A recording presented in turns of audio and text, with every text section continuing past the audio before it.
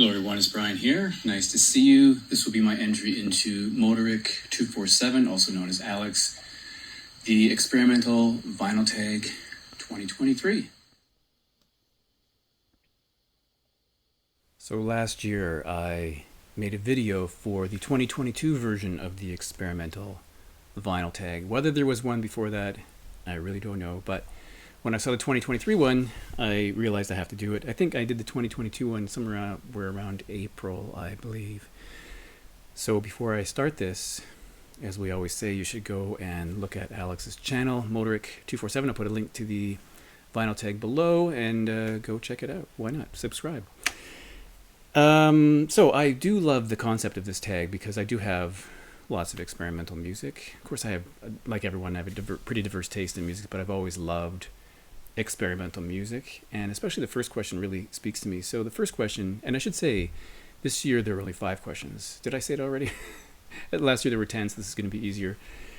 So the first question is, show an album or a song with minimalism. And of course I have like dozens and dozens of things to choose from, but I will say that I'm a big fan of minimalism. You know, in sort of more modern times, I've always been really impressed with Brian Eno's work and others who work in that sort of ambient minimalism. But I also love 20th century classical music that is focused on minimalism, sort of, you know, that started in the 60s with Terry Riley and Steve Reich and Philip Glass. So I thought I would start with Philip Glass, and this is his 1977 record.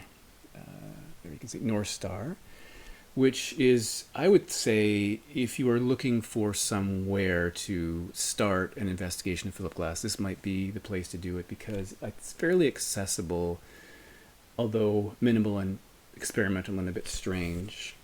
It's much more accessible than, say, something like Einstein on the Beach, for example. Some people might find this kind of music exhausting or maybe even aggravating. I do have a funny story about a Steve Reich record that I might mention in the future, but I actually find it kind of gripping. It's, you know, one of the hallmarks is repetition, so it's repetitive, it's complex, it's hypnotic, dense, sounds sometimes futuristic, it's got a lot of space sometimes, melodic, lush, meditative. All those words have been used to describe it. But I think this is a fantastic record, and if you're looking for maybe a way to find out about Philip Glass, that might be it.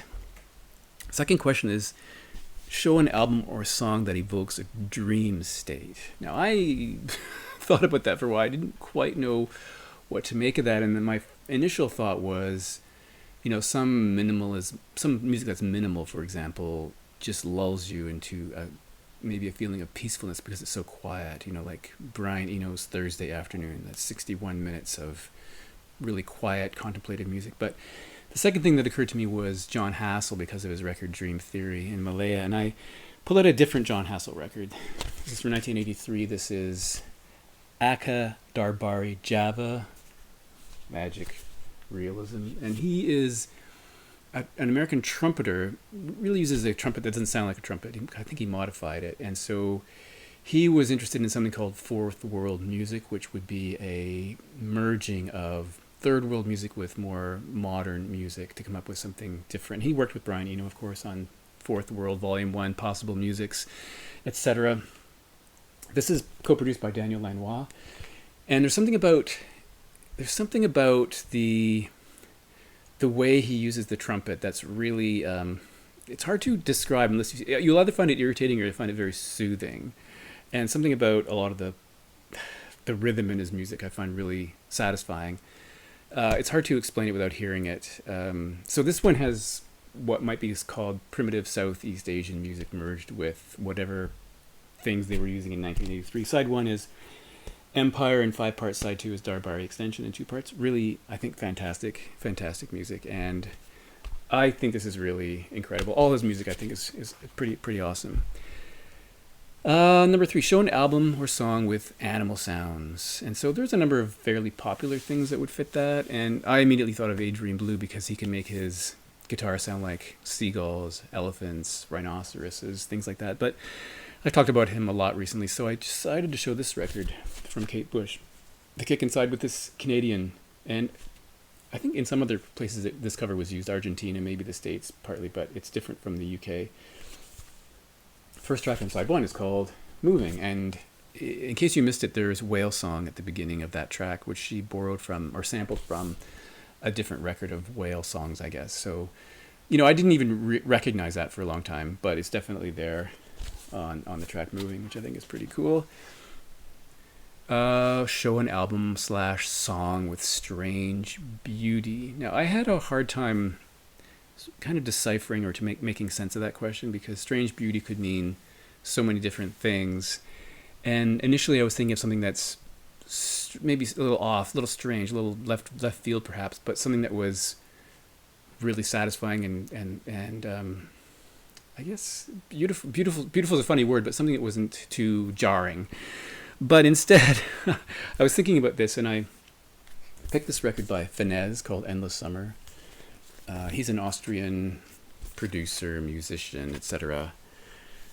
This is sort of a hallmark record. Everyone has given this really fantastic reviews, but it is left field electronica. It's got a lot of digital elements to it.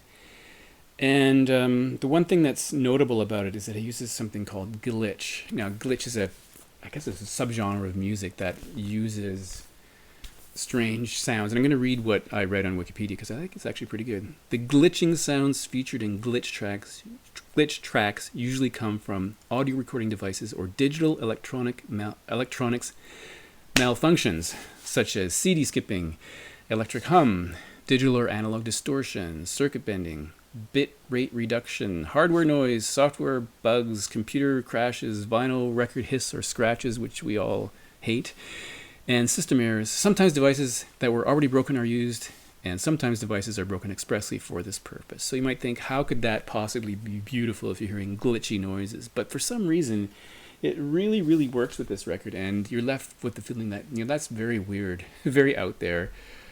But for some reason it really works, and I think this is a really good example of kind of odd music with glitching sounds that actually sounds really great. All right, fifth question. Show an album / song with cover art by a visual artist, or with music performed by a visual artist, or art made out of vinyl. So I don't have any chip bowls made out of vinyl, but I will show a record I've showed at least twice before, and this is John Cale's Academy in Peril. This is the original promo copy with the die-cut sleeve, which they abandoned, I think, when the commercial press came out. It's back now on the represses if you can find one, but this is the original promo. It even says promo in the back, and there's a sticker inside indicating it. And this cover art was done by Andy Warhol, probably one of the most famous American visual artists. If you listen to a track called The Dream on John Cale and Lou Reed's Songs for Dorella record, there is a reference to Andy Warhol saying he should have left the cover in black and white. And I believe this is what he is referring to, because I think his original conception was black and white, but John Cale decided to make it color, and Andy Warhol didn't like that, apparently. Anyway, this is a good record, largely instrumental, but really solid record.